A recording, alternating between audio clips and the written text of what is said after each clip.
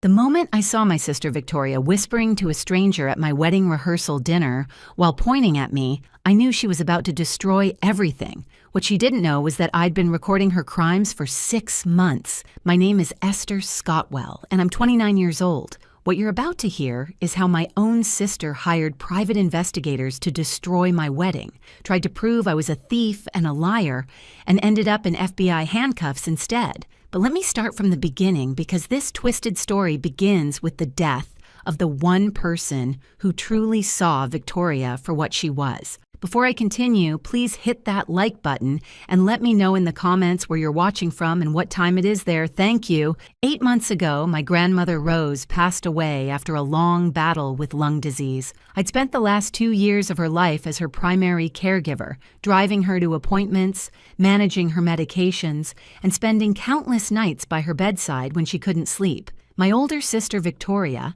5 years my senior at 34, was always too busy with her important investment banking career to help. She'd show up once a month with flowers from the gas station and stay for exactly 45 minutes, usually on her phone the entire time. When the will was read, Victoria nearly had a stroke right there in the lawyer's office. Grandmother Rose had left me $150,000 and her collection of vintage jewelry, including the Art Deco engagement ring from 1932 that had been in our family for generations. Victoria received $50,000. That was it. The lawyer also mentioned that Grandma owned 40% of the family import business that Victoria had been managing, and those shares would remain in trust for now. Victoria's face turned the color of an overripe tomato. She stood up so fast her chair tipped backward, and through gritted teeth, she hissed that there must be some mistake. The lawyer calmly showed her grandma's video testimony, recorded just 3 months before her death, where she clearly stated her wishes and her reasons. In the video, Grandma looked directly at the camera and said that love is shown through actions, not words, and she wanted to reward the grandchild who had shown her true love. That should have been the end of it, but I knew my sister. Victoria had always been the golden child, the one who could do no wrong. She married James, a successful corporate lawyer, lived in a mini mansion in Westchester, and drove a Mercedes that cost more than most people's annual salary. The idea that the grandmother she'd ignored had chosen me, the public school teacher with the modest apartment and the Toyota Camry, was absolutely unacceptable to her. The strange incident started 3 weeks after the funeral. First, my elderly neighbor, Mrs. Patterson, mentioned that a nice young man had been asking about me, wanting to know if I'd recently come into money or made any large purchases. Then the mailman told me someone had been photographing my mail before I collected it. My landlord called to verify my employment because someone claiming to be from a credit agency had questions about my ability to pay rent. But the funniest part was Victoria suddenly developing an interest in being a loving sister. She'd show up at my apartment with store-bought cookies still in the plastic container, claiming she'd been baking all morning and just happened to have extras. She'd casually ask about my finances while pretending to admire my engagement ring from Marcus, my fiancé of 2 years. The woman who hadn't voluntarily spent time with me since high school was suddenly dropping by twice a week with terrible excuses. During one visit, she actually asked if I'd been feeling guilty about anything lately because I looked stressed. This from a woman who once told me that teaching was a job for people who couldn't succeed in the real world. I served her instant coffee in my cheapest mug and watched her pretend to enjoy it while fishing for information about Grandma's money. She kept mentioning how expensive weddings were these days, wondering aloud how Marcus and I could possibly afford the beautiful venue we'd chosen at the Riverside Garden Estate. The thing is, Marcus's family owned a construction business, and we'd been saving for our wedding for 3 years. We didn't need Grandma's money for the wedding, but Victoria couldn't fathom that 2 middle-class people could afford anything nice without stealing or lying. She sat there in her designer suit, with her Louis Vuitton purse taking up half my coffee table, suggesting that maybe I should have the will reviewed again to make sure everything was distributed fairly. I told her the only thing that needed reviewing was her definition of fair. 2 months before my wedding, things escalated dramatically.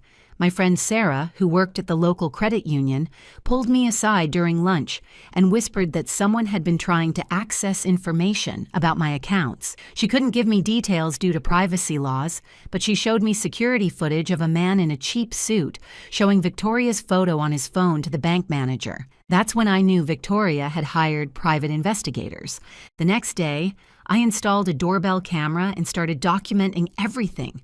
Within a week, I had footage of 3 different men photographing my apartment building, my car, and even following me to the grocery store. One of them was so obvious about it that the store security guard asked if I needed help. The investigator actually tried to pretend he was shopping for organic kale while standing in the cereal aisle. Victoria's manipulation of our father started around the same time. Dad had been neutral about the will, saying Grandma had the right to distribute her assets however she wanted. But suddenly, he started calling me with concerns. Did I pressure Grandma when she was weak? Was I sure the will was legitimate? Had I maybe influenced her when she wasn't thinking clearly? These weren't his words. I could practically hear Victoria's voice coming out of his mouth. Then the wedding sabotage began. First, our florist called to cancel, saying they'd received information that we were planning to skip out on the bill. When I pressed for details, they admitted someone claiming to be my concerned relative had warned them about us. Next, the caterer had a mysterious scheduling conflict that hadn't existed the week before. The venue received an anonymous complaint about potential noise violations and threatened to cancel our contract.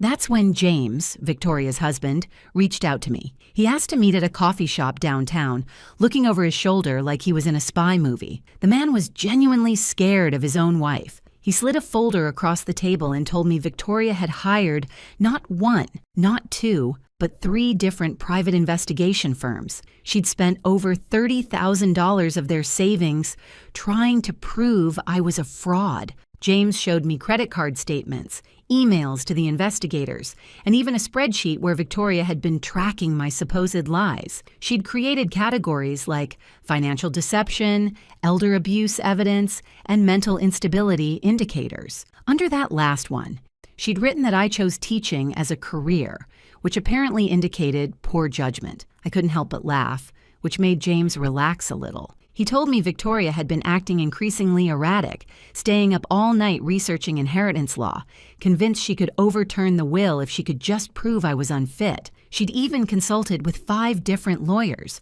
all of whom told her she had no case, but Victoria didn't accept defeat. She never had. In high school, when she lost the student council election, she tried to get the winner disqualified on a technicality about campaign posters. The worst part was the way she was poisoning the extended family against me. She told our aunts that I had isolated Grandma from the family during her illness. She told our cousins that I had stolen jewelry from Grandma's house before the will was read. She even told our great-uncle Harold that I was planning to sell Grandma's house and pocket the money, even though the house had been sold 2 years ago to pay for Grandma's medical care and Victoria had been the one managing that sale. But James revealed something even more shocking. He'd been tracking strange transactions in Victoria's business accounts, large sums of money moving to offshore accounts, invoices that didn't match shipments, contracts with companies that seemed to exist only on paper. He thought Victoria was embezzling from the family import business, the one where Grandma had been a silent partner. He'd been gathering evidence for divorce proceedings. But now he wondered if there was more to it. I started my own investigation that night. Marcus helped me go through public records, business filings, and financial documents that were available online. What we found made my stomach turn. Victoria had been siphoning money from the business for at least 2 years, right around the time Grandma got sick and stopped reviewing the monthly reports. Meanwhile, Victoria kept up her performance as the concerned sister. She'd call me crying, saying she just wanted to protect me from making mistakes with my inheritance. She brought wedding magazines from 2015 that she'd found in her garage, suggesting venues that had closed years ago. She even offered to help with the wedding planning, then recommended vendors who were either out of business or so expensive they were clearly meant to drain my savings. Her acting was so bad that Marcus started calling her performances Victoria's Community Theater Hour. The deeper I dug into Victoria's embezzlement, the clearer her desperation became.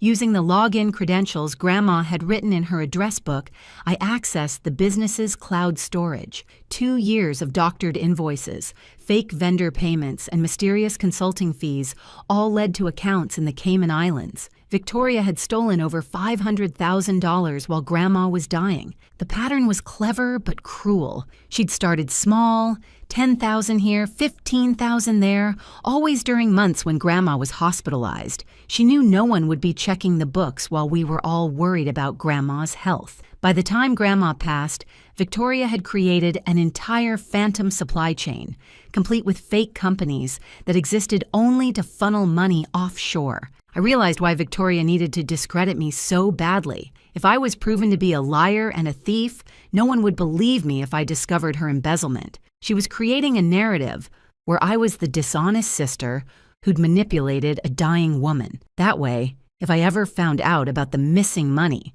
she could claim I was just trying to deflect from my own crimes. Subscribe to my channel if you're enjoying this crazy story. And please hit that like button because your support helps me continue sharing these unbelievable family dramas. This story is about to get even wilder. The wedding planning continued despite Victoria's sabotage. Marcus's family stepped up in ways that made me cry with gratitude. His mother called her connections and found us a new florist. His father's construction crew offered to help decorate the venue. His grandmother, a feisty 80-year-old named Betty, called Victoria and told her that if she showed her face at the wedding wearing white, she'd personally escort her out. Betty had been married 4 times and claimed she knew how to spot a troublemaker from 50 yards away. But Victoria wasn't done. She started showing up at wedding vendor meetings, pretending to be helping while actually trying to gather intelligence for her big reveal. She'd corner the wedding planner and ask if we'd paid our deposits. She'd tell the photographer that there might be some family drama and to keep his camera ready. She even approached the priest and suggested he might want to emphasize the importance of honesty during the ceremony. I started recording everything, every conversation with Victoria, every phone call, every interaction. Massachusetts is a 2-party consent state, but I made sure to tell her I was recording for wedding memories. She was so focused on her own scheme that she didn't realize she was creating evidence against herself. In one recording, she actually admitted to hiring the private investigators, claiming it was for my own good to make sure I wasn't being scammed. The real breakthrough came when I found emails between Victoria and someone named Robert Castellano, who turned out to be her partner in the embezzlement scheme. Robert had been creating the fake companies and managing the offshore accounts, but their partnership was falling apart. Robert wanted his cut of the money, and Victoria was stalling.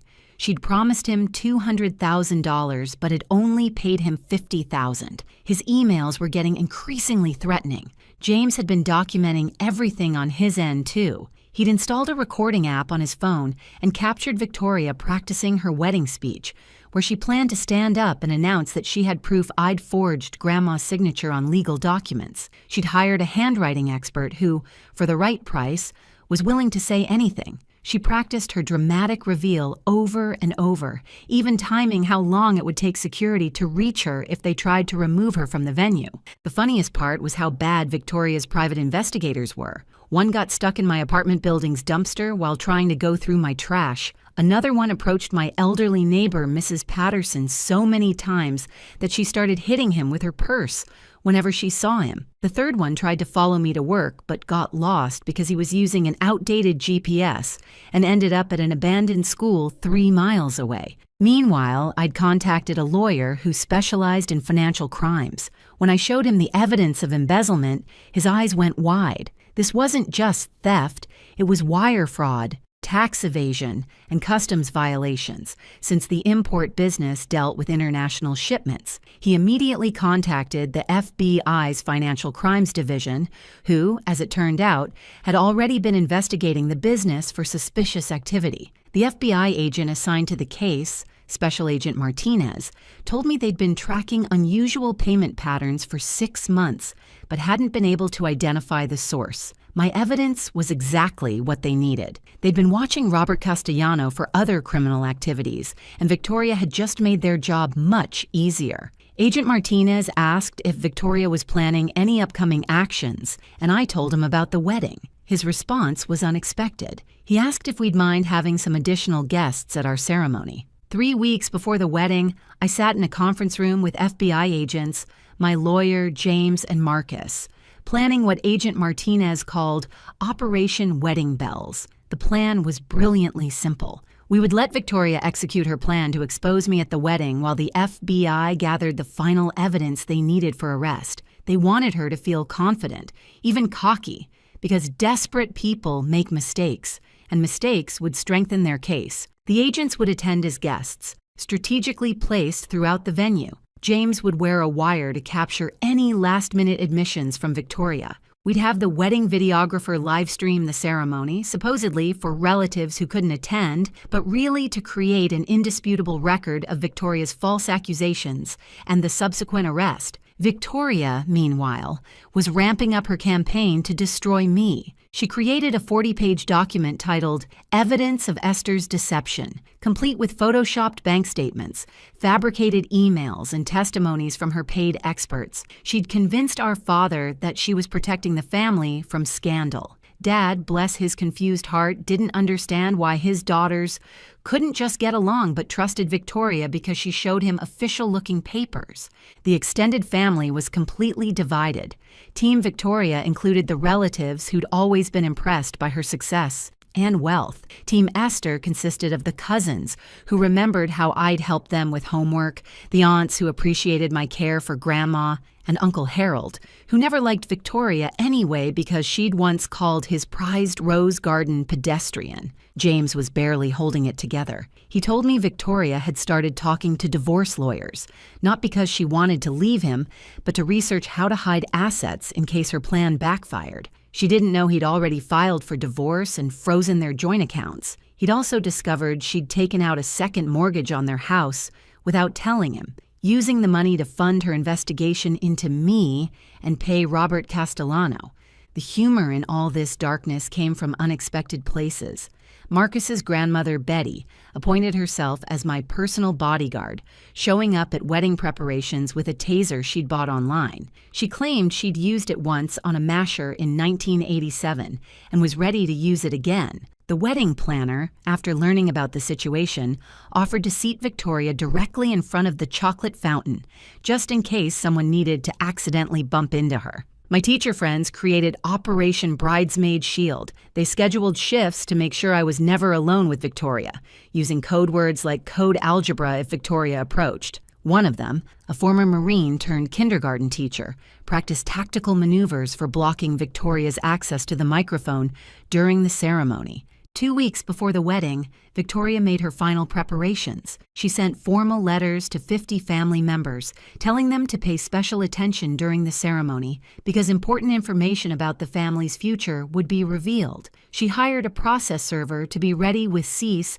and desist orders for the inheritance. She even booked a conference room at a nearby hotel for what she called an emergency family meeting after the ceremony. But Victoria made crucial mistakes. In her arrogance, she sent Robert Castellano the final payment plan via email, detailing how she'd pay him after she regained control of Grandma's estate by proving I was unfit. She didn't realize the FBI was monitoring Robert's communications. She also transferred $50,000 from the business account to pay her handwriting expert, creating a clear trail of fraudulent activity. The week of the wedding, everything accelerated. Victoria called vendors pretending to be me, trying to cancel services. She told the venue there was a bomb threat, hoping to force a cancellation. She even contacted Marcus's employer, suggesting they should know their employee was marrying a criminal. Each action was more desperate than the last,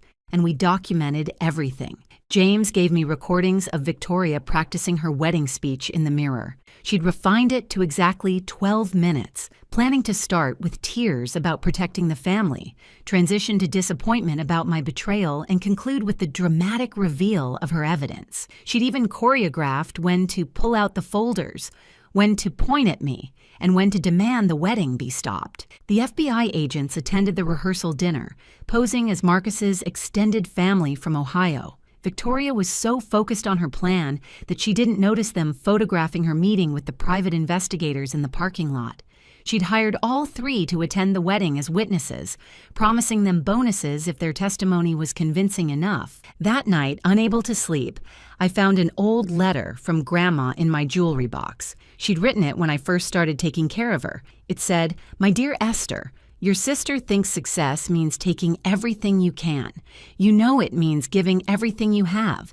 That's why I trust you with my legacy. Don't let her bitterness poison your sweetness. Sometimes the best revenge is simply living well and letting karma handle the rest." I thought about that letter as I prepared for my wedding day, knowing it would be the most dramatic day of our family's history. Victoria thought she was the director of this show, but she was about to discover she'd cast herself as the villain in her own production. The morning of my wedding arrived with the kind of perfect sunny weather that Victoria would later claim I didn't deserve. I woke up at 5:30 in Marcus's childhood bedroom at his parents' house, tradition keeping us apart the night before. My phone already had 17 missed calls from Victoria, and one text that simply said, "Today, everyone will know the truth." I deleted it and went to make coffee. By 7, the bridal suite at the Riverside Garden Estate was buzzing with activity. My bridesmaids had established a security perimeter that would make the Secret Service proud. My maid of honor, Jessica, had actually printed out photos of Victoria and distributed them to the venue staff with instructions to alert her immediately if she tried to access restricted areas. Victoria arrived at 8:30, 2 hours before the ceremony, dragging 3 large boxes and wearing a cream-colored dress that she would spend the rest of the day insisting was champagne. The dress had so much tulle, it looked like she'd robbed a ballet company. Betty took one look at her and loudly asked if someone had ordered a backup wedding cake, because that's what Victoria resembled. The boxes Victoria brought contained copies of her evidence dossier, one for each family member. She'd spent thousands having them professionally bound with gold embossing that read, "The Truth About Esther Scotwell." Inside were the doctored bank statements, the paid expert testimonies, and photos the private investigators had taken of me doing suspicious things, like grocery shopping and going to work. The 3 private investigators arrived separately, trying to blend in as regular guests. The first one wore a suit that still had the rental tag sticking out. The second brought a date he'd clearly hired from an escort service who kept asking him what her motivation was supposed to be. The third tried to look casual but stood out because he was taking photos of everything, including the catering setup and the exit signs, like he was casing the joint. Victoria cornered our father in the garden before the ceremony, spreading her documents across a bench like she was presenting a court case. Dad, wearing the navy suit I'd bought him and looking deeply uncomfortable, kept glancing at me through the window as I got my hair done. I could see him trying to reconcile Victoria's evidence with the daughter he'd watched grow up. Agent Martinez and his team had arrived dressed as Marcus's extended family. They blended in perfectly, except for the fact that they were all mysteriously interested in staying near the exits and had earpieces they kept touching. One of them was posing as Marcus's cousin from Toledo and had to quickly Google facts about Ohio when Betty started quizzing him about local restaurants. The wedding planner, who'd been fully briefed on the situation, had strategically arranged the seating to put Victoria front and center, right where everyone could see her when she made her move. She'd also arranged for 2 security guards to be stationed near the altar, supposedly for the expensive flower arrangements, but really to intercept Victoria if needed. Meanwhile, James was in the groom's suite with Marcus, wearing not just a wire, but 3 different recording devices, because he wanted to make sure everything was captured. He looked pale and kept checking his phone for updates from his divorce lawyer. He'd already moved his important belongings to his brother's house and changed all his passwords. He told Marcus that after 13 years of marriage, he was finally going to see Victoria face consequences for her actions. At 9:45, 15 minutes before the ceremony, Victoria made her move to set the stage. She placed her evidence folders on specific chairs, targeting the family members she thought would be most influential. She cornered the photographer and told him to be ready for a major news event, even slipping him an extra $500 to make sure he captured everything. The humor of the morning came from the flower girl, my 5-year-old niece, Sophie, who'd been told by her other grandmother that Aunt Victoria was being naughty. Sophie took this very seriously and followed Victoria around saying things like, "Santa's watching you," and "Naughty people get coal, not cake." Victoria, trying to maintain her composure, kept shooing Sophie away, but the little girl was persistent. At one point, Sophie loudly announced that Victoria smelled like the mean lady at the bank, which made several guests laugh. My makeup artist, unaware of the drama, kept commenting on how calm I seemed for a bride. She said most women were nervous wrecks, but I seemed like I was preparing for something I'd been planning for years. She wasn't wrong. I'd been preparing for this confrontation with Victoria my whole life. Today just happened to be my wedding day, too. Victoria's final preparation was to gather her private investigators for a quick huddle by the fountain. I watched from the bridal suite window as she handed them scripts, actual typed scripts of what they should say when called upon. One of them was practicing his lines, moving his hands dramatically as he recited allegations about my suspicious financial activity. He looked like a community theater actor preparing for his big moment. As 10 o'clock approached and guests took their seats, the atmosphere was electric with tension. Half the family knew something was going to happen, but they didn't know what. The other half just thought Victoria had overdressed for the occasion. The FBI agents were in position, the cameras were rolling, and the live stream had started. Supposedly for Great Aunt Mildred in Florida, but really for the federal prosecutor's office. I stood at the mirror in my wedding dress, the same vintage lace dress Grandma had worn in 1953, which Victoria had always assumed she'd wear one day. Marcus knocked on the door, breaking tradition to see me before the ceremony. He took my hands and said, "Whatever happens out there, remember that by the end of this day, we'll be married, and Victoria will be exactly where she deserves to be." The wedding march began at exactly 10:05, and I walked down the aisle on my father's arm, feeling like I was walking into battle in a wedding dress. Victoria sat in the front row, her cream dress spread across 2 chairs, clutching her evidence folder like a weapon. Her eyes followed me with the intensity of a predator tracking prey. The ceremony began beautifully. Marcus's vows made me cry genuine tears, talking about how I'd shown him that real strength was kindness and real wealth was love. When it was my turn, I spoke about trust, honesty, and the family we choose versus the family we're born into, looking directly at Victoria as I said it. She shifted in her seat, checking her watch, waiting for her moment. Father Michael, who'd been briefed on the potential disruption, moved through the ceremony steadily. When he reached the pivotal moment, his voice carried across the garden. "If anyone here has any reason why these two should not be joined in holy matrimony, speak now or forever. Hold your peace." Victoria stood up so fast her chair tipped backward with a crash.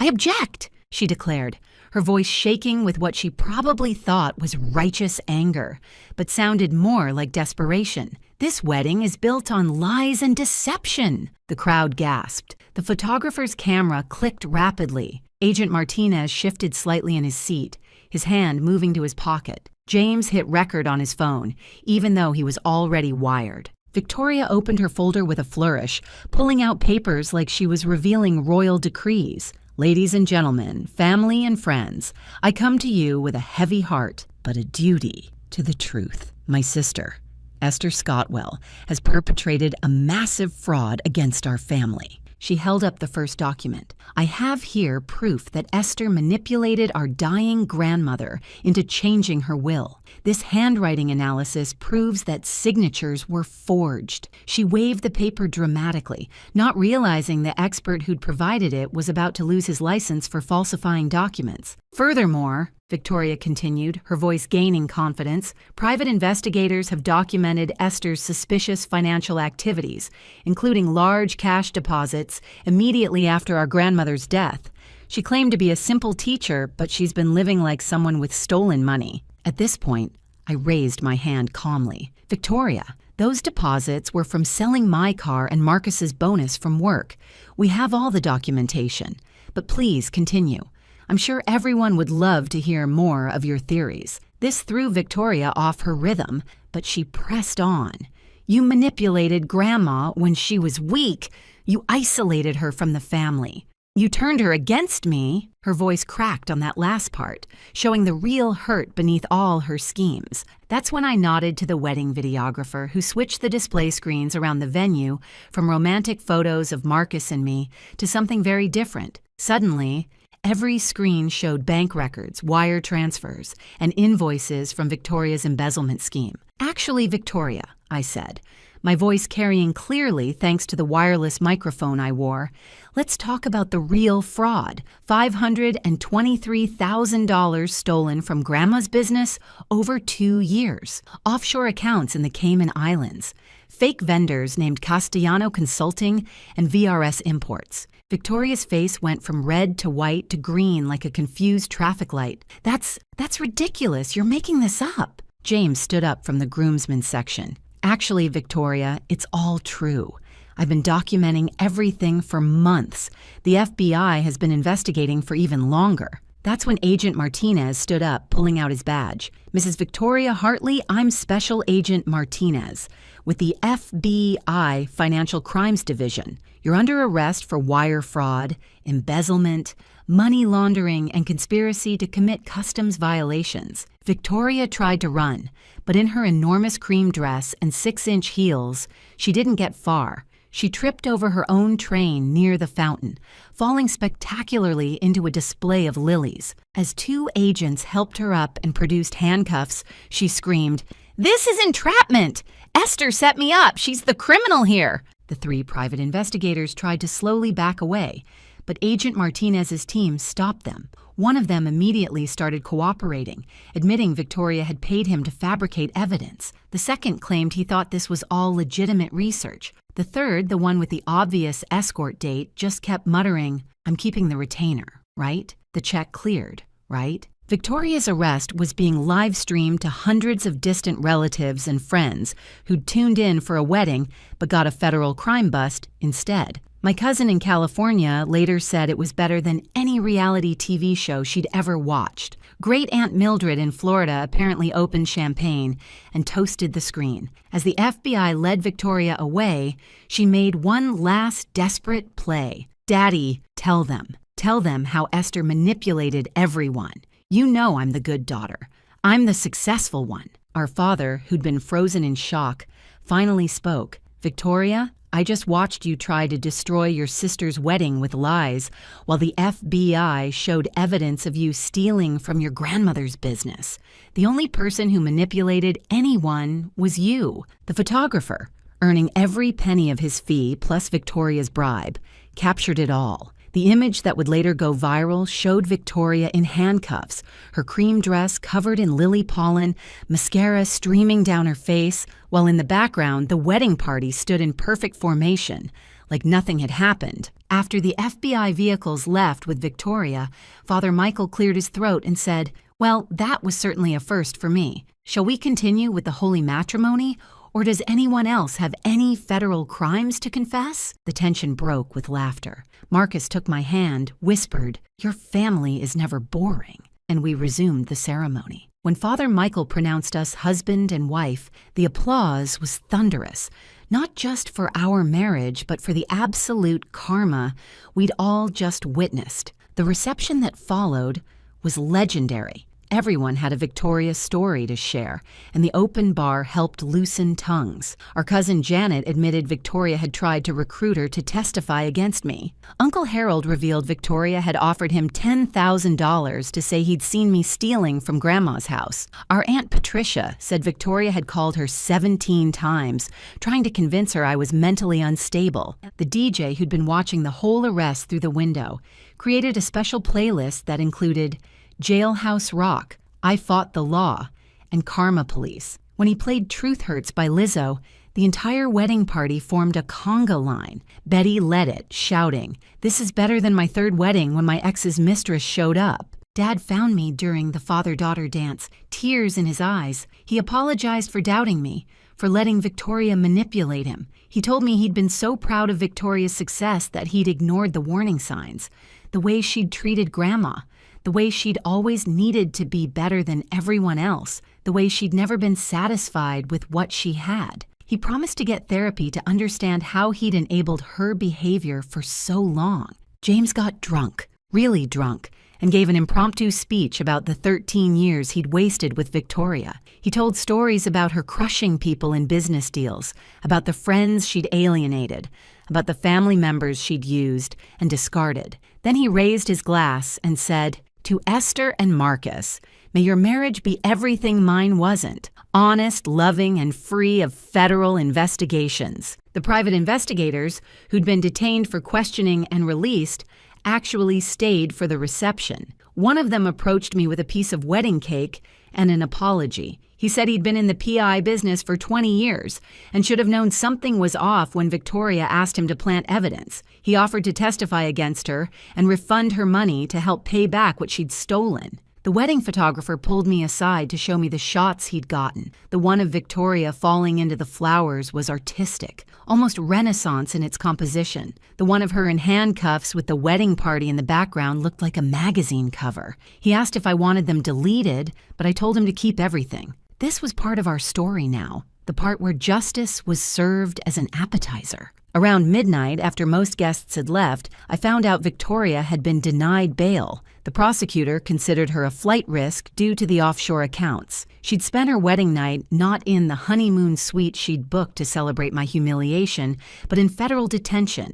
The other inmates, according to James's divorce lawyer who had connections, were very interested to hear about the woman who'd been arrested at her own sister's wedding. Marcus and I left for our honeymoon in Hawaii the next morning. At the airport, the TSA agent recognized me from the viral video. "You're the bride whose sister got arrested," she exclaimed. "Girl, that was the best thing I've ever seen. Your grandmother must be smiling down from heaven." 3 months later, I visited Victoria in federal detention. She'd lost weight, her designer clothes replaced with standard issue gray, her perfectly manicured nails now bare, but her delusion remained intact. She spent the entire visit explaining how this was all a misunderstanding, how I'd conspired against her, how the FBI had it all wrong. When I told her I was pregnant and would name the baby Rose after Grandma if it was a girl, she actually laughed. "You think you've won," she said, "but I'll be out in a few years and I'll rebuild everything. You'll see, I'm the successful sister. I've always been the successful one."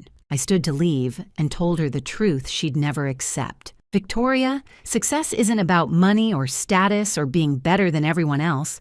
It's about love, family, and integrity. Grandma knew that. That's why she trusted me. Not because I manipulated her, but because I loved her. Something you never learned how to do." The trial was swift, with Robert Castellano testifying against Victoria in exchange for a reduced sentence, the embezzlement evidence from James, and the FBI's extensive investigation. The verdict was inevitable. Victoria got 15 years for wire fraud, embezzlement, money laundering, and conspiracy. The judge specifically mentioned her attempt to frame me at my wedding as evidence of her complete lack of remorse. Dad sold his house to help pay back what Victoria had stolen from the business. He moved into our guest room temporarily, which turned into permanently when baby Rose was born. He became the grandfather he'd never gotten to be to us, reading stories, changing diapers, and teaching Rose about the grandmother she'd never meet, but whose strength ran through her veins. James's divorce was finalized quickly, since Victoria couldn't contest it from federal prison. He sent us a wedding gift on our first anniversary, a beautiful photo album with pictures from our wedding, including the arrest, with a note, "Every marriage needs a story. Yours just happens to be a federal case." He remarried 2 years later to a kindergarten teacher who'd never heard of offshore accounts. The family import business thrived once the embezzlement stopped bleeding it dry. I took over Grandma's shares and discovered she'd left detailed notes about the business hidden in her recipe box. One note, dated a month before she died, read, "I know what Victoria is doing. The evidence is in the cloud, folder marked pie recipes. Let her hang herself with her own rope. Protect Esther. She has the strength Victoria never will." The champagne glass in my father's hand caught the afternoon light as he raised it high, his eyes glistening with tears of joy while making a toast to my sister Madison's unborn baby. The problem wasn't his emotion or even the beautiful speech about finally becoming a grandfather.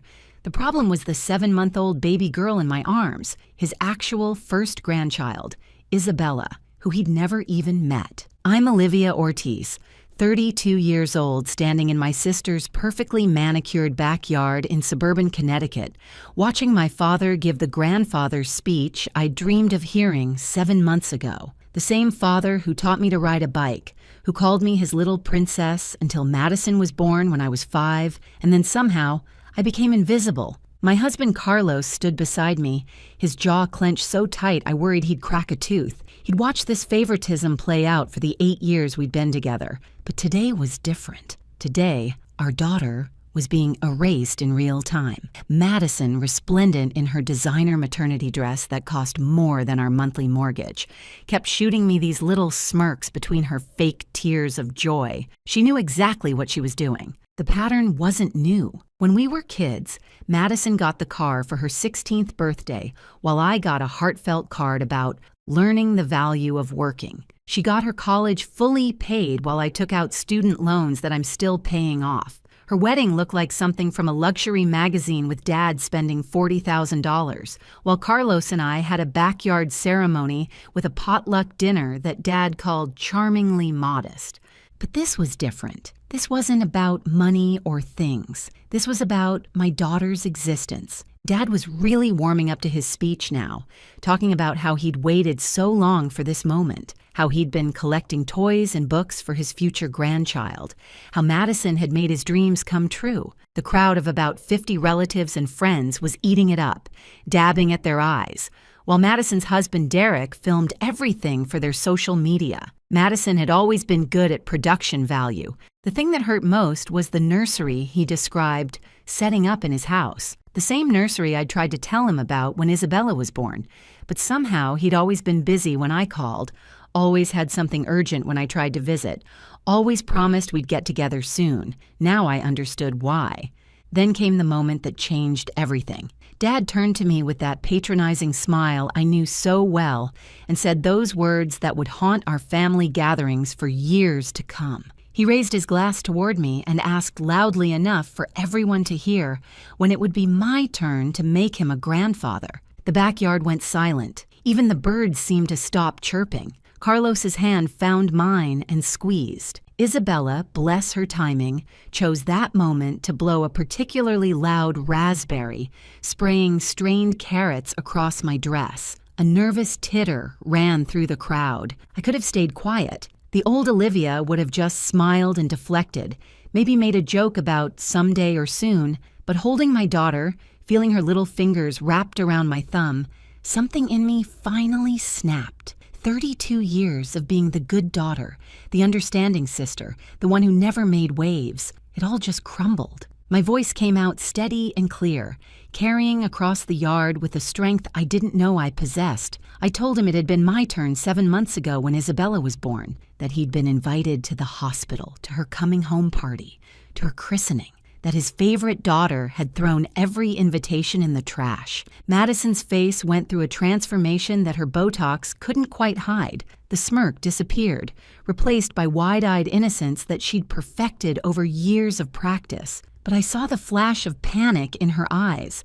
She hadn't expected me to speak up. Not here, not now, not in front of everyone. Dad's champagne glass tilted, spilling golden liquid across his dress shoes. His face went from confusion to disbelief, to something that looked like the beginning of understanding. But Madison was already moving, already talking, already spinning the narrative with her silver tongue that had gotten her out of every consequence she'd ever faced. She called me dramatic, said I was making things up for attention, that I'd never sent any invitations. The gasps from the crowd fueled her performance, but what she didn't know was that I'd finally started keeping receipts. And that wasn't even the worst thing she'd hidden from him. 10 months before that disastrous toast, when I was 3 months pregnant, I'd told Madison about my pregnancy. We were having lunch at her favorite overpriced salad place, the one where she always insisted on meeting because she knew I couldn't really afford it, but would never admit it. I was nervous but excited, placing my hand on my still flat stomach as I shared the news that Carlos and I were expecting. Her reaction had seemed perfect at the time. She squealed, hugged me, even cried a little. She immediately volunteered to tell Dad, saying she knew exactly how to make it special for him. I should have known better. Madison never did anything that didn't benefit Madison. The weeks that followed were filled with strange absences. Family dinners happened without me. Always, when I supposedly had work conflicts, I didn't remember mentioning. Dad's birthday celebration moved dates without anyone telling me until after. Sunday brunches at his country club became Madison-only affairs because, according to her, I'd said I was too tired from pregnancy.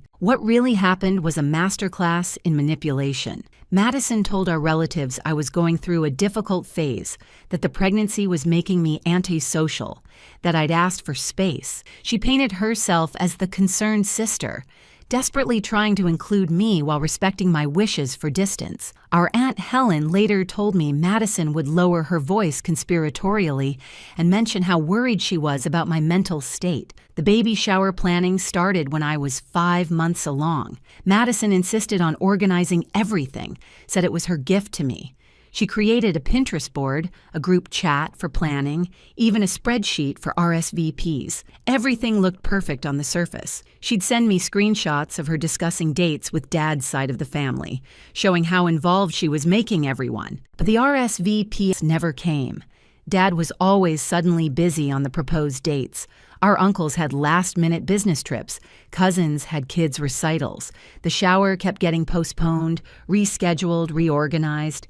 Madison would sigh dramatically and promise to fix it, always with that concerned sister act that should have won her an Oscar. Carlos started noticing things first. He's always been more observant than me, less willing to give my family the benefit of the doubt. He pointed out how Madison's Botox appointments mysteriously conflicted with every attempt to include Dad in pregnancy updates, how her emergency work meetings always happened right when we were supposed to drop by Dad's house, how her phone was always conveniently dead when Dad tried to reach me through her. Before I continue, I'd love if you could hit that like button and let me know in the comments where you're watching from and what time it is there. Your support means everything to this channel. Thank you. Then there was Grandma Rose's will situation. Our grandmother had passed 2 years earlier, leaving her vast collection of vintage jewelry to the first granddaughter to have a daughter of her own. It was an old-fashioned stipulation that had made us both roll our eyes at the time, but Madison had convinced Dad to let her safeguard the collection at her house, claiming I'd told her I wasn't interested in old family heirlooms, that I'd called them outdated and dusty. Once Isabella was born and the inheritance technically became mine, Madison had already been selling pieces for months. The recipes were another issue entirely. Grandma Rose had run a successful catering business for 40 years, and her secret recipes were legendary in our Connecticut town. She'd left them to both Madison and me, expecting us to share them and maybe restart the business together. Instead, Madison started a food blog called Madison's Modern Kitchen, where she posted those exact recipes, claiming she'd developed them through years of experimentation. The funny thing was, Madison couldn't actually cook. I mean, the woman once burned water trying to make pasta.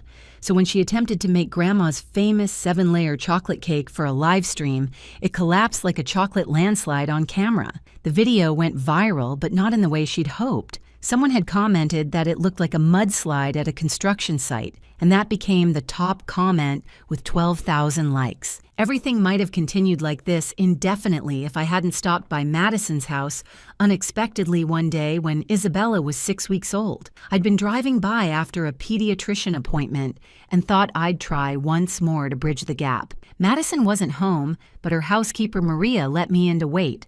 Maria had always liked me better, probably because I actually knew her children's names. While waiting, I noticed Madison's trash can was overflowing in her home office. Being the helpful sister I'd always tried to be, I went to compress it down. That's when I saw it. Right on top, barely crumpled, was the invitation to Isabella's coming home party.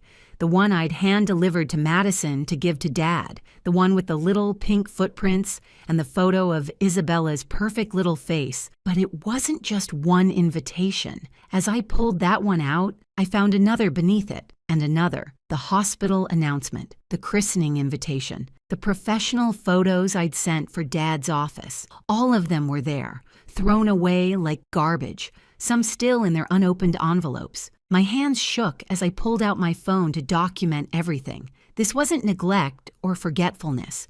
This was deliberate, calculated erasure of my daughter from my father's life. The jewelry discovery happened by accident. Derek, Madison's husband, had innocently mentioned at a family barbecue how nice it was that Madison was selling some old jewelry to help fund their nursery. He showed me photos on his phone of the pieces she'd listed online, asking if I thought the prices were fair. My blood turned to ice when I recognized Grandma Rose's Art Deco engagement ring, the one worth $30,000 listed for $3,000 on a resale site. The collection was technically supposed to come to me once Isabella was born.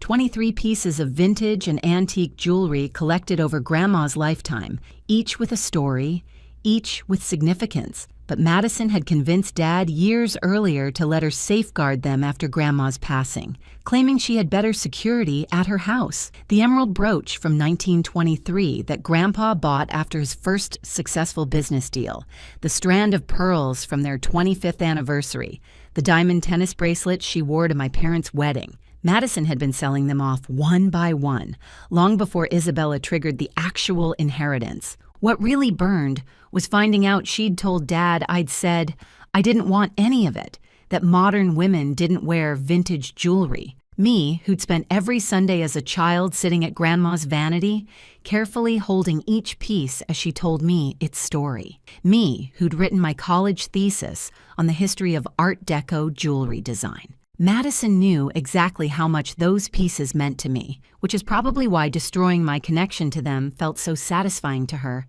The catering business situation was equally calculated. After Grandma passed, there'd been interest from several local restaurants in purchasing her recipes. We were supposed to decide together, but Madison told them I was too busy with my corporate job to care about a small family business. She sold 5 recipes to a chain restaurant for a fraction of their worth, then used the rest for her blog, adding insult to injury by barely modifying the names. But the blog itself was a comedy of errors. Madison might have had Grandma's recipes, but she had none of her technique. The infamous mudslide cake was just the beginning. Her attempt at Grandma's delicate macarons looked like colorful hockey pucks. The French onion soup somehow caught fire.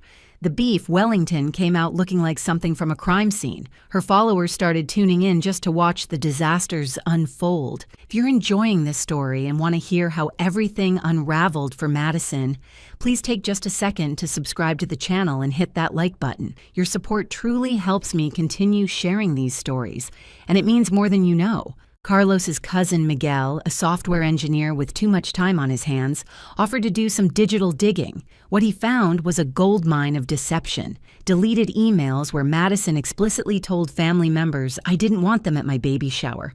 Messages to my boss during my pregnancy, suggesting I'd mentioned wanting to quit after the baby. Even a fake Instagram account she'd created pretending to be me, posting about how exhausted and overwhelmed I was, how I needed space from family. The promotion I'd lost suddenly made sense. I'd been up for senior management, a position I'd worked toward for 5 years. But mysteriously, concerns arose about my commitment level right after I'd announced my pregnancy to Madison. My boss had received an anonymous tip that I was planning to be a stay-at-home mom.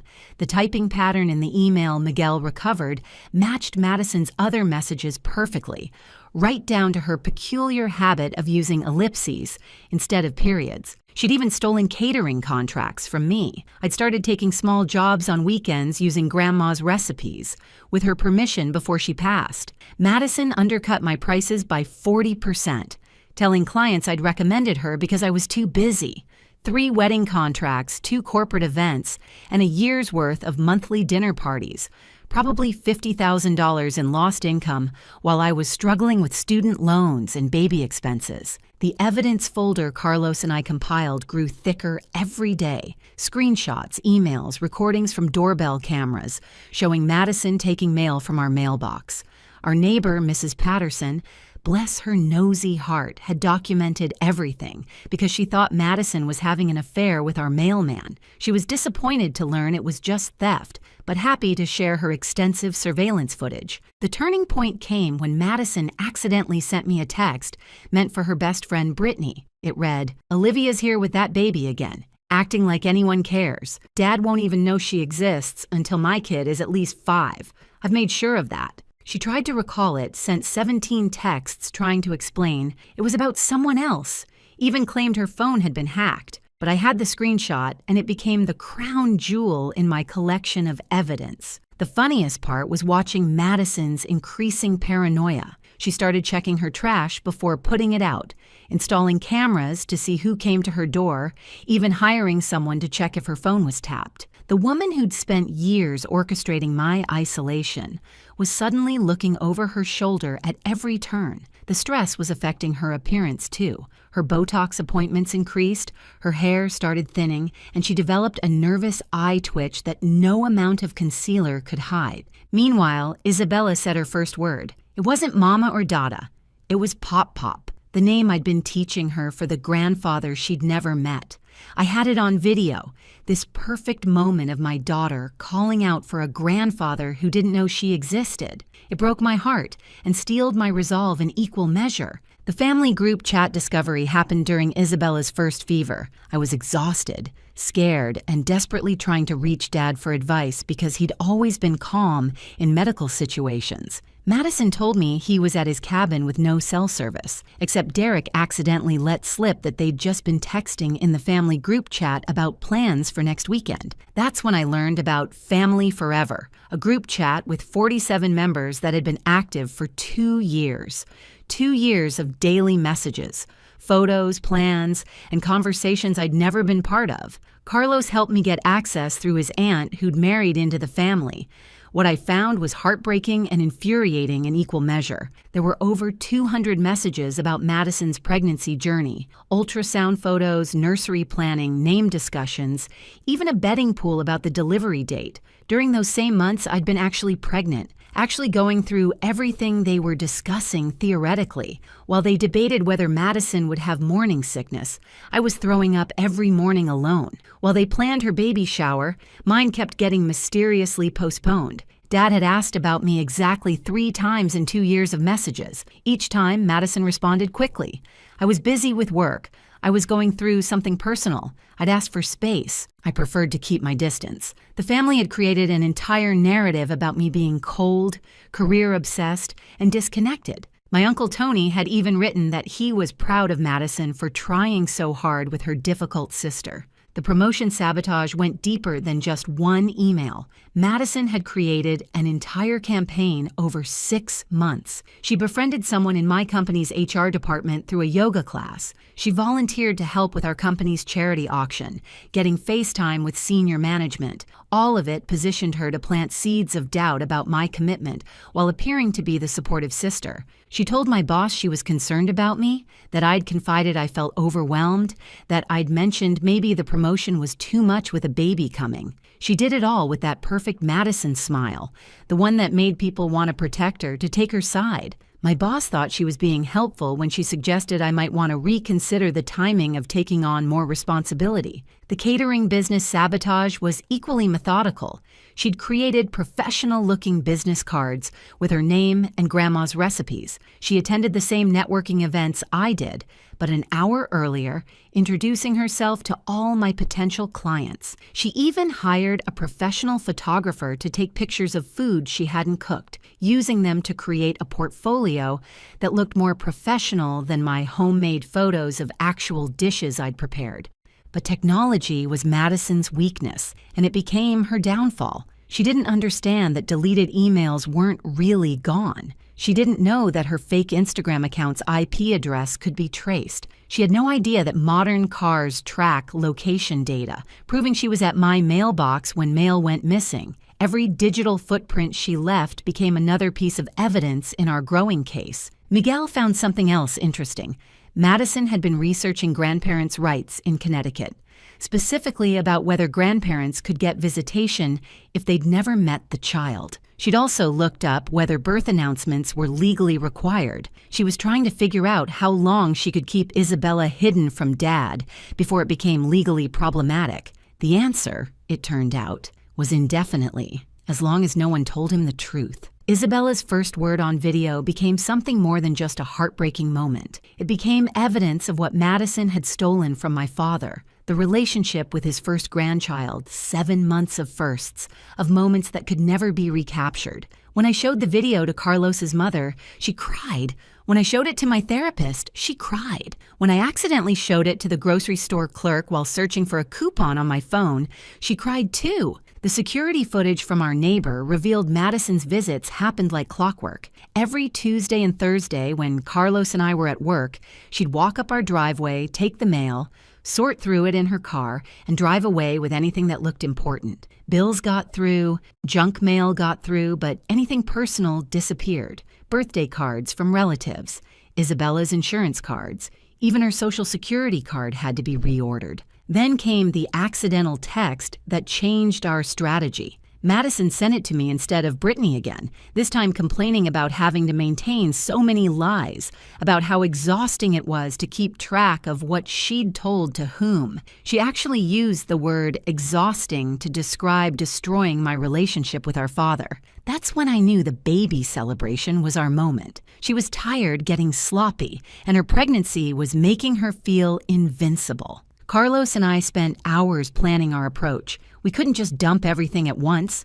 It had to be surgical, precise, each revelation building on the last until the full picture emerged. We needed witnesses, lots of them. We needed Dad to understand not just what happened, but why and how. We needed Madison to have nowhere to run, no story to spin, no way to make herself the victim. The plan was perfect, or so we thought. What we didn't account for was just how deep Madison's preparations went, or that she'd been planning her own reveal at the party. The collision of our two plans would create a scene that our family would talk about for generations, though not quite in the way anyone expected. The decision to expose everything at Madison's baby celebration wasn't made lightly. Carlos and I spent 3 weeks preparing, treating it like a military operation.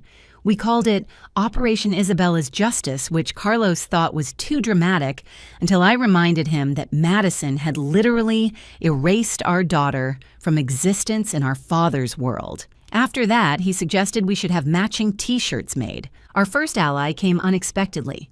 Cousin Patricia called me crying one night, drunk on wine and 30 years of resentment. Madison had apparently pulled similar stunts with her throughout their childhoods, culminating in Patricia's wedding photos mysteriously disappearing from family albums and being replaced with Madison's pageant pictures. Patricia was all in, bringing with her Uncle Tony, who'd started noticing discrepancies in Madison's stories about me. The photo timeline took 2 full days to create. Every single photo of my pregnancy, from the first ultrasound to Isabella's first smile, printed in high quality and arranged chronologically, each one labeled with dates and details that would be impossible to fake. The kicker was that many of them included timestamps from hospital equipment and medical records that Madison couldn't claim were photoshopped. Carlos's family became our secret weapon. His mother, a retired paralegal, helped us organize the evidence like a legal case. His sister, Rosa, a social media manager,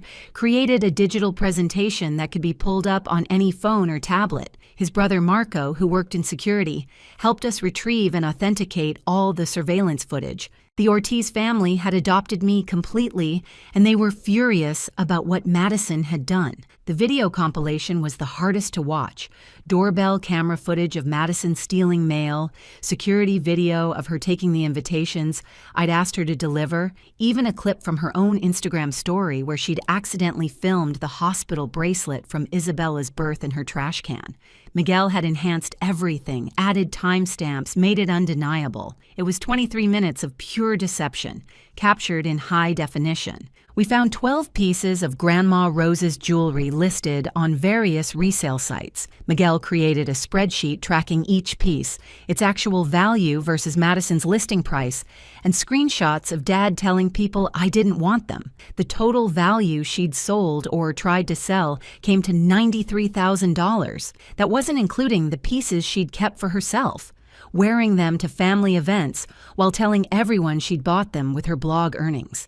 The stolen recipes were documented meticulously. We had Grandma's original handwritten cards, photos of them in Madison's possession from her own social media, and side-by-side comparisons with her blog posts. The best part was a video Grandma had made 2 years before her death, explicitly stating the recipes were for both her granddaughters to share equally. Madison didn't know that video existed. Nobody did, until I found it on an old tablet in Grandma's things that Dad had asked me to go through. Practice runs were essential. Patricia pretended to be Madison, trying every possible deflection and excuse we could imagine. Uncle Tony played Dad, going through cycles of disbelief, anger, and disappointment. We rehearsed until our presentation was bulletproof, until every possible objection had an answer. Every potential escape route was blocked. It was exhausting, but Isabella deserved nothing less than complete vindication. The christening gown was our secret weapon. Grandma Rose's own christening gown from 1935, handmade Irish lace, passed down through 4 generations. Madison had told Dad it was lost in a flood that never happened, but I'd had it all along, carefully preserved, waiting for my daughter. Isabella would wear it to the party, a visual reminder of the heritage Madison had tried to steal. Carlos's cousin Rosa created a backup plan. If Madison somehow managed to spin the narrative, or if Dad didn't believe us, we'd go nuclear. Everything would be posted online. Every piece of evidence, every screenshot, every video. Madison lived for her online reputation. The threat of total exposure would be our insurance policy. We wouldn't even have to mention it. Just knowing we had that option gave us confidence. The humor in our planning came from unexpected places. Marco suggested we hire a mariachi band to play after the revelation, joking that nothing says, "You've been exposed," like sudden trumpets. Rosa wanted to create a bingo card for family members to mark off Madison's predicted excuses. Patricia actually did make one, with squares like, "I was protecting everyone," and "Olivia's exaggerating," and "hormones made me do it." She distributed them discreetly to trusted family members. 3 nights before the party, I couldn't sleep. Isabella was cutting a tooth. Carlos was stress-eating his way through our entire pantry, and I kept second-guessing everything. What if it backfired? What if Dad chose Madison anyway? What if destroying Madison's image destroyed our entire family? But then I looked at Isabella, at this perfect little person who deserved to know her grandfather, and I knew we had no choice. The morning of the party arrived gray and humid, like the universe was setting the stage for drama. Madison had texted me 3 times to make sure I was coming, each message dripping with fake sweetness. She wanted me there to see Dad fawn over her pregnancy while ignoring my actual child. What she didn't know was that 47 other people were coming specifically to support Isabella and me, all secretly informed by Patricia's midnight phone calls. The party was Madison's typical overdone affair. Pink and gold everything. A candy bar that cost more than most people's monthly groceries, a professional photographer, and even a videographer to capture what she thought would be her perfect day. The irony of her hiring someone to document her own downfall was not lost on me. Carlos whispered that we should ask for a copy later. When Dad asked when it would be my turn and I delivered that practice line about 7 months ago, the silence was deafening. Madison's laugh, high and forced, tried to break the tension. She actually said I was making a joke, that everyone knew I was childless by choice, focused on my career.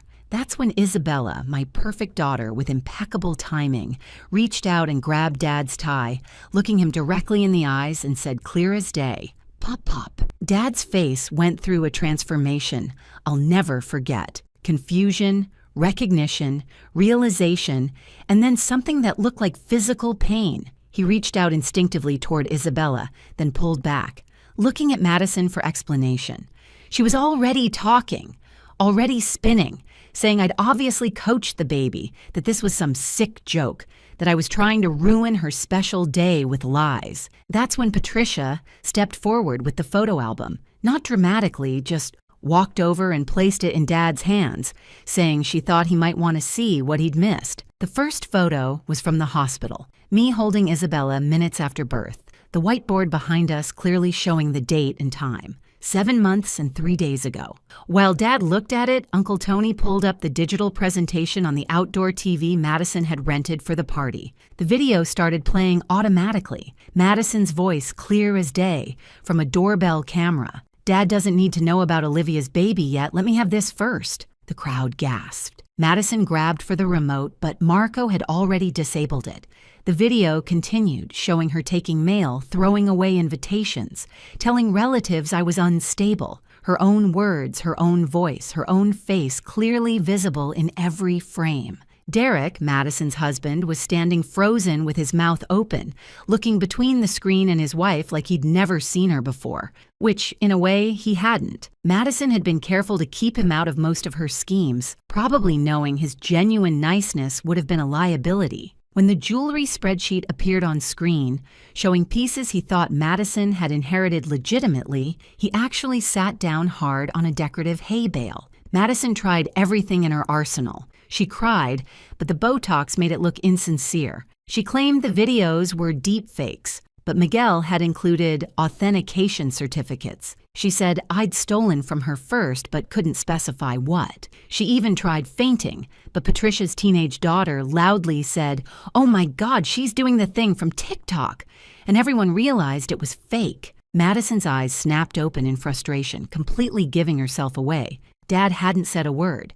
He was still looking through the album, his hands shaking. When he got to the video still of Isabella's first word, with the caption explaining what she was saying, he made a sound I'd never heard from him before. Something between a sob and a roar. He looked at Madison with an expression that made everyone step back, then at me with such devastation that I almost felt bad for him. Almost. The food blog revelation came next.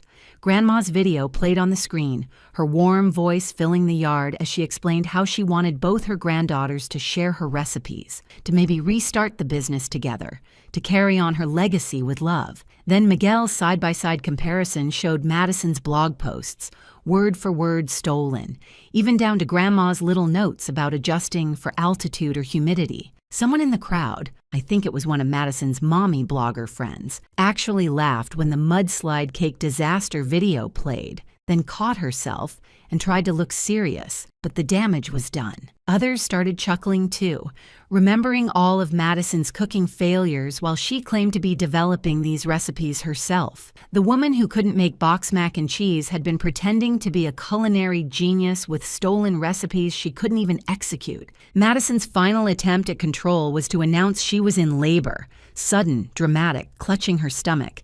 But Aunt Helen, who'd been an obstetrics nurse for 30 years, walked over, took one look at her, and announced to everyone that Madison was barely 7 months pregnant and showing no signs of distress besides embarrassment. She suggested Madison might want to sit down and stop making things worse for herself. That's when Dad finally spoke. His voice was quiet, controlled, and absolutely terrifying.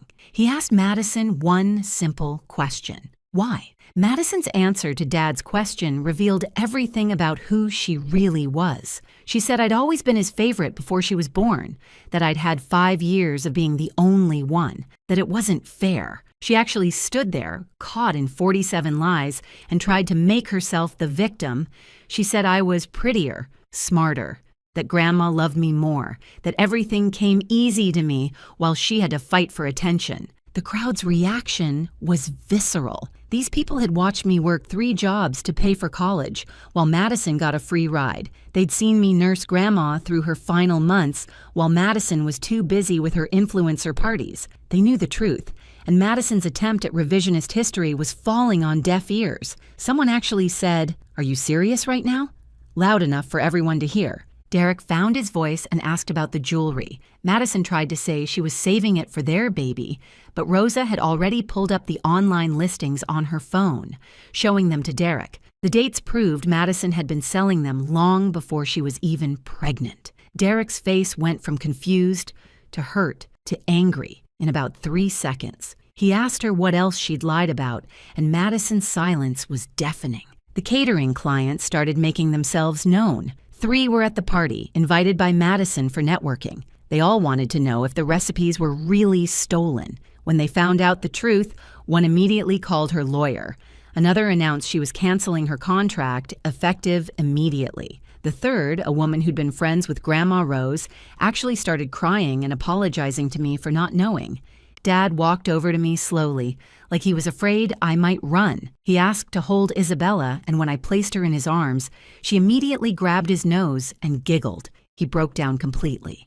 This 6'2" former Marine, sobbing while holding his granddaughter for the first time. He whispered apologies into her hair, promised to make up for lost time, told her about all the things they'd do together. The photographer, bless his professional heart, captured every second. Madison's friends started leaving, just quietly gathering their things and walking out. Her mommy blog followers were live streaming everything, and the comments were brutal.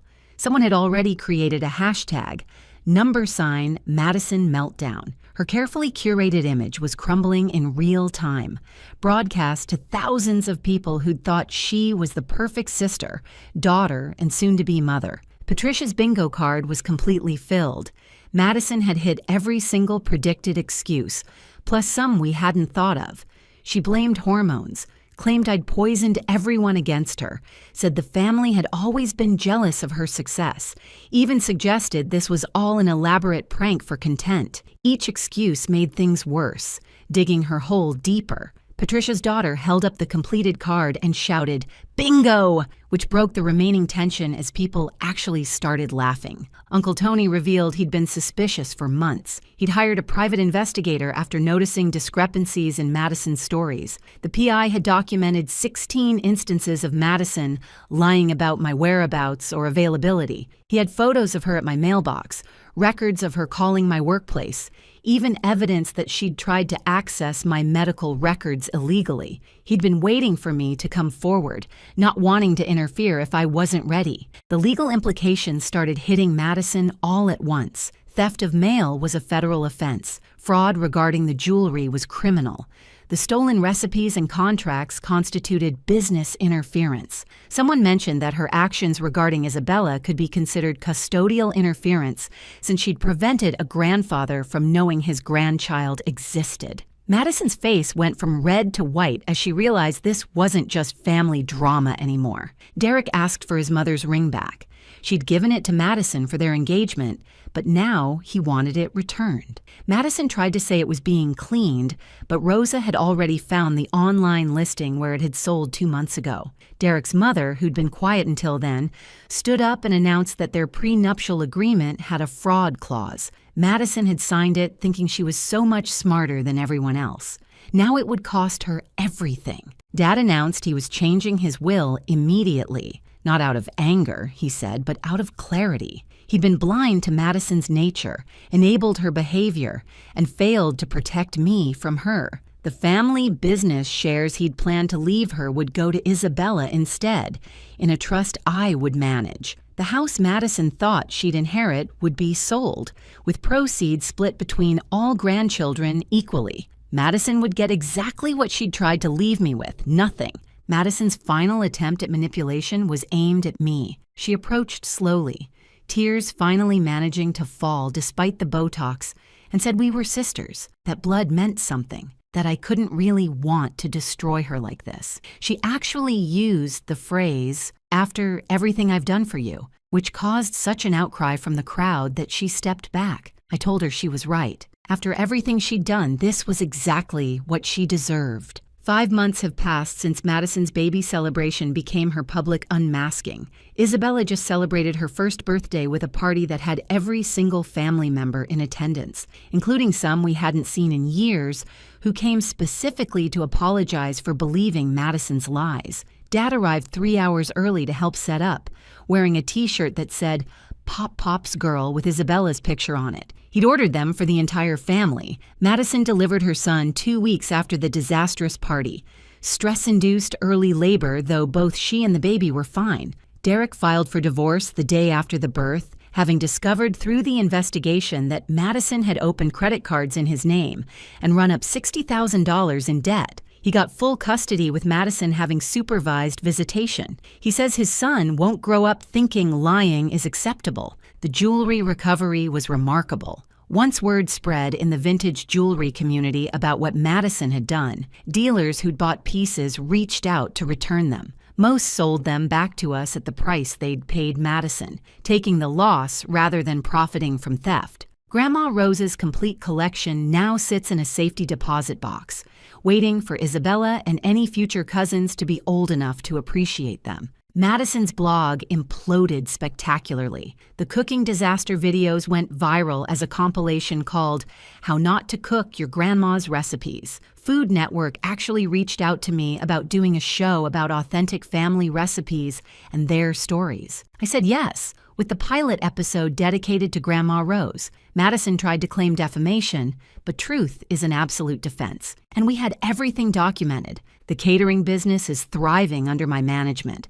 I kept my day job but run the business on evenings and weekends with Carlos's help. We hired 2 of Grandma's old employees who came out of retirement just to spite Madison. Our signature dish is now Honest Apple Pie, with a tagline about authentic family recipes. Madison sees our van around town constantly, a rolling reminder of what she lost. Dad and Isabella are inseparable. He picks her up every Tuesday and Thursday for adventures, which usually means the park or library, but to him might as well be Disney World. He's documenting everything, making up for lost time with photos and videos. He even started a private Instagram just for family to follow Isabella's growth. Madison isn't invited to follow it. The family dynamics have completely shifted. Patricia and I have become close friends, bonding over shared Madison trauma. Uncle Tony apologized publicly at Thanksgiving for not seeing through the lies sooner.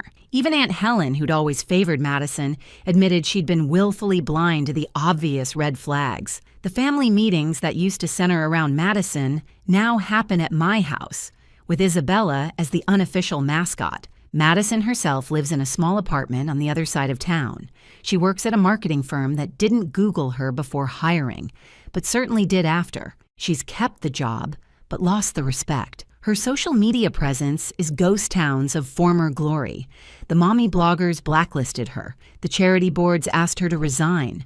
The country club revoked her membership after the mail theft became public knowledge. Derek brings their son around for Isabella to meet her cousin. He's a sweet baby who looks nothing like Madison, thankfully taking after Derek's kind eyes and genuine smile. Derek and Carlos have become friends, bonding over their shared experience of Madison's manipulation. They take the kids to the park together while discussing how to ensure the cousins grow up close, despite everything. The legal consequences were mostly civil, not criminal, though the threat remains. Madison had to pay restitution for the jewelry, return the money from the stolen recipes, and compensate me for the lost catering contracts. It wiped out her savings, her blog income, and the secret account she thought nobody knew about. She kept asking how we found out about that one. We didn't tell her Mrs. Patterson saw her at that bank's ATM and mentioned it casually. Dad's relationship with me has transformed completely. He admitted to therapy that he'd favored Madison because she seemed to need him more, while I was always independent. He didn't realize that independence was a survival mechanism, not a choice. Now he texts me every morning, comes for dinner twice a week, and tells everyone who'll listen about his brilliant daughter and perfect granddaughter. It only took 32 years, but I finally have the father I always wanted. The most satisfying moment came last week at the grocery store. Madison was there with her son, and Isabella called out, "Pop, Pop," when she saw a man who looked like Dad. Madison's face crumbled as she realized Isabella talks about her grandfather constantly, that he's a regular part of her life, that the bond Madison tried to prevent is now unbreakable. She left her cart and walked out. The cashier asked if I knew her. I said yes, she used to be someone I knew. The extended family still talks about the party. It's become legend, told and retold at every gathering. Patricia's daughter wrote her college essay about it, titled, "The Day My Family Learned About Consequences." She got into every school she applied to. The bingo card was framed and hangs in Patricia's kitchen. Madison's failed cooking videos play at family gatherings when we need a laugh. Isabella is starting to walk now, toddling between furniture with determination that reminds me of myself. She says 6 words clearly: Mama, Dada, Pop, Pop, Dog, No, and weirdly, Juice. She's the light of so many lives, this little girl who almost didn't exist in her family's world. Every milestone she hits is celebrated by dozens of people who almost missed it all because of one person's jealousy.